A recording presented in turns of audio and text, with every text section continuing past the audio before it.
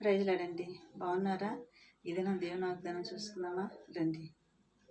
చిన్న విషయం అండి.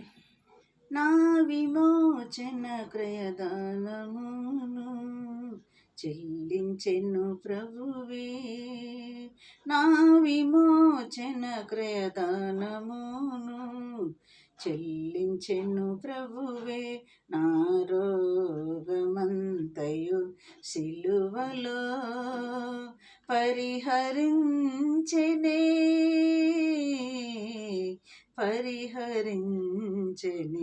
మాధుర్యమే నా ప్రభుతో జీవితం, మహిమానందమే మహాచర్యమే మాధుర్యమే నా ప్రభుతో జీవితం.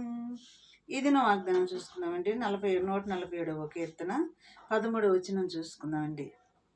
ఆయన నీ గుమ్మముల గడియలు బలపరిచి ఉన్నాడు, నీ మధ్యన నీ పిల్లలను ఆశీర్వదించున్నాడు. దేవుడు మనతో చెబుతున్న మాటలు ఇవి.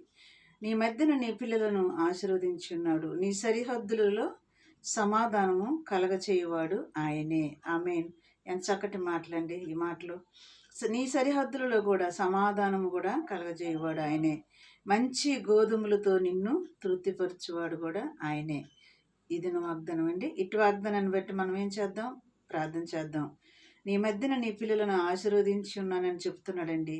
నీ సరిహద్దులలో సమాధానం కూడా నేను కలగజేస్తానని చెప్తున్నాడు.